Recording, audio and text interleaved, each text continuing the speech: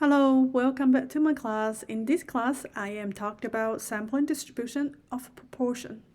First of all, we want to roll a fair die 60 times and we want to find out the proportion of each ones that show up.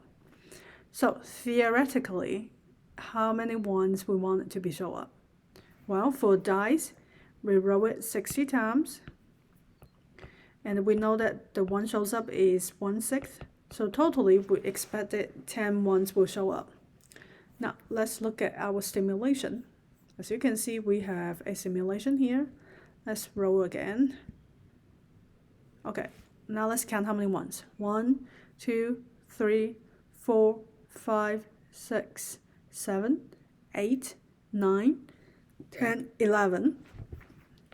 The first time we rolled a dice, we got 11 ones out of 60. We rolled again. We have 1, 2, 3, 4, 5, 6, 7, 8, 9, 10. We got 10 ones, which is what we theoretically want it to be. And then do it again the third time when we roll it. We got 1, 2, 3, 4, 5, 6, 7, 8, 9, 10. Still 10. 10 out of 60. Do a last one. We have 1, 2, 3, 4, 5, 6, 7, 8, 9, 10, 11, 12, 13, 14. Wow, that's a lot. That's 14 times. And what does this tell us? That means each time when you roll a dice, theoretically we should get 10 ones on the top, but sometimes we got 11 out of 60 die and 14 out of 60 dice. So now this is the proportion that we are trying to get. We're trying to find out what's the probability that we're getting 11 ones out of 60 dice, or what's the probability that we will get 14 ones out of 60. We know that we are most likely will get 10 ones out of 60, but how most likely? So this is the sampling distribution. Okay.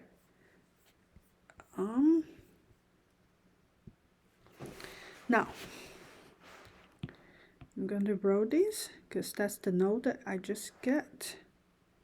Okay. So the original population is the set population, which is our P. In this case, is going to be our 60 dice, or you roll the dice 60 times. And the sample is going to be proportion. As I recorded earlier, sometimes we get 11 dice, 11 ones out of 60. And the second time and the third time we got 10 out of 60. And the last time we got 14 out of 60. All of these data are considered proportion. We use p hat. Is the simulate a sample size of n equals to 60, and we use the notation p hat as the proportion. So that means the first proportion is equals to p hat is equals to 11 out of 60. The second p hat is equals to 10 1/6. The third one also equal to 1/6. And the fourth one is equals to 14 out of 60. Okay, so the distribution of proportion is we connected the sample proportion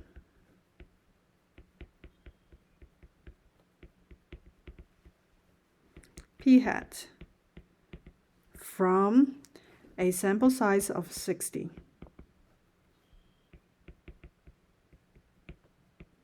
So this is very similar to what we learned from sampling mean, but distribution of mean is we connecting the sample mean from the sample size of maybe 25 or 60 or 50, as long as they're large enough. For the proportion is we're connecting the sample proportion, and that means how many times they show up out of the sample size. That's distribution of proportion. Now, let's look at another simulation. In here, now, this is the sample distribution. So as you know, the proportion is going to be what? The data. Oops.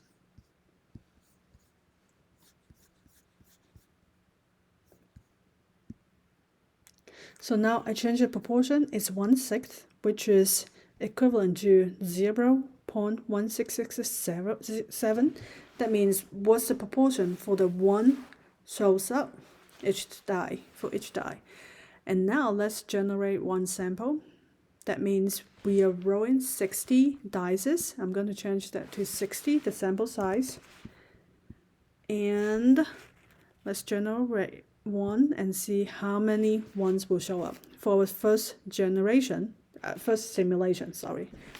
first generated sample, we have 12 ones shows up. So that means that proportion is 0.2. Okay, so now we do this again. That means we roll the dice 16 times again, or we roll another 60 dices. And what happened? Oh, the second time we still got 12 ones on top. Let's do this again. Still. Okay. Oh, now, okay, the fifth time we did it, we totally connecting 5, roll the dice 5 times, roll the 60 dice 5 times. So now the fifth time, because I don't want you to look at every time it's 12, we got 14 ones shows up.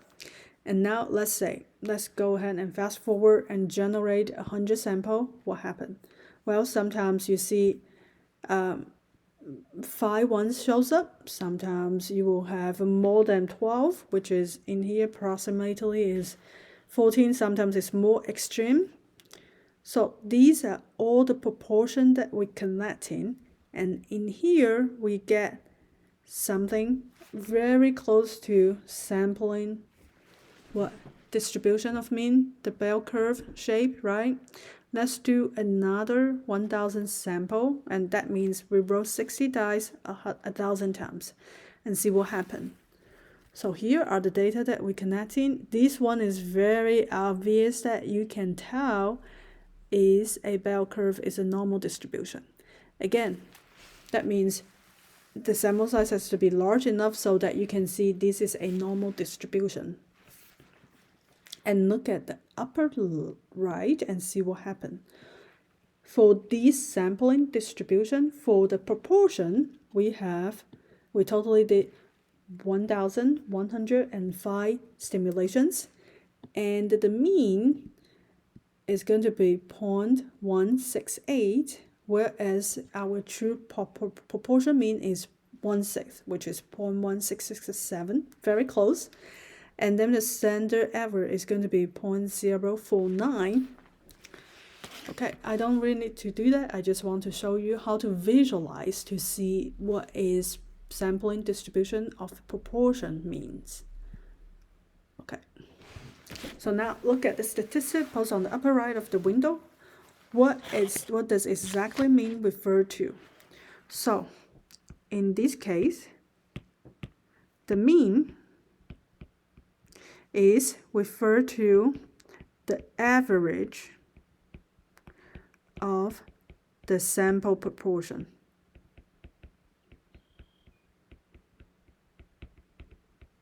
Or the center of the graph, because we know that if it's normal distribution, the mean actually is very close to the median, which is the center of the graph.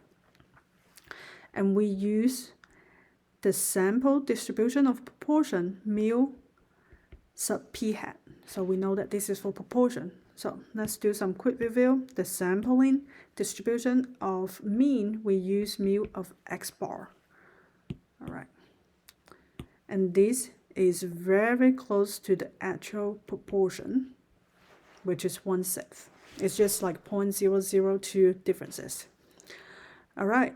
And the standard deviation on the upper right side of the window represent how they spread of the sample proportion which is we use sigma sub p hat. All right.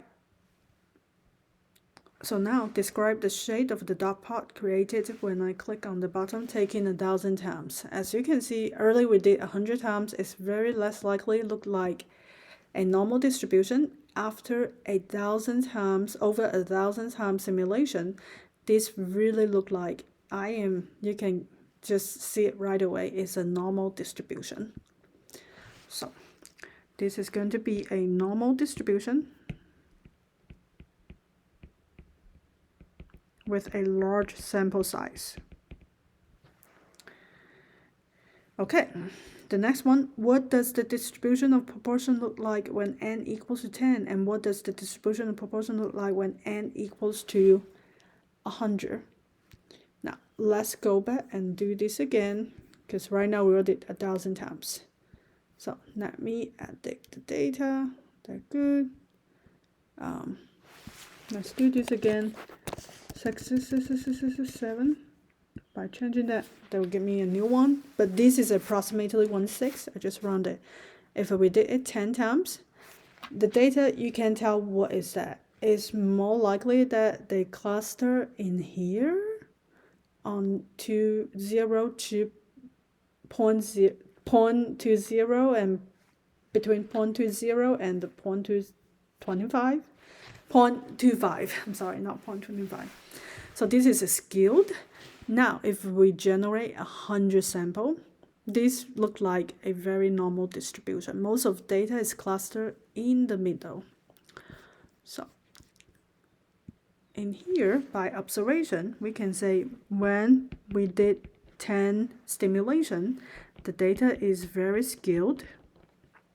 If we did 100 times, this is look like a normal distribution. Okay, in fact, that tells us what we still need to, in order to use the distribution of proportion, we need to apply the central limit theorem, which is it has to be independent. Second, it must be randomization. The last one is the sample size is big enough. So in here, how do we determine that what is the sample size is big enough or not? So for the sampling distribution of a proportion, we don't say just the sample size, we call it the success or the failure condition. So the success failure condition states that if the sample size times the proportion, which is the success rate, is greater than or equal to 10, and the sample size times the failure rate also greater than or equal to 10, then we will say it met the third condition. So in our case, n is equal to 60 because we rolled the dice 60 times. The success rate, which is the proportion, is 1/6 because the 1 shows up out of 6 surfaces. It's going to be 1 out of 6. So it's equal to 10. Okay, it's greater than or equal to 10. It met the success condition. The failure condition means 60 dices, and then we roll it. We want to see how many ones on the top. So that means the failure rate is going to 5 out of 6, which is equals to 50, also greater than or equal to 10. So that means the success and failure condition, they are met. Okay. So that's the new central limit theorem to test if the size is big enough. Because you can change the proportion, the success or the failure proportion, or you can change is the sample size. Okay, what in general happen to the sample proportion as the sample size gets larger? Well, what general happen is the proportion from the sample distribution is getting closer to the population proportion, which we say that a lot is the loss of large number.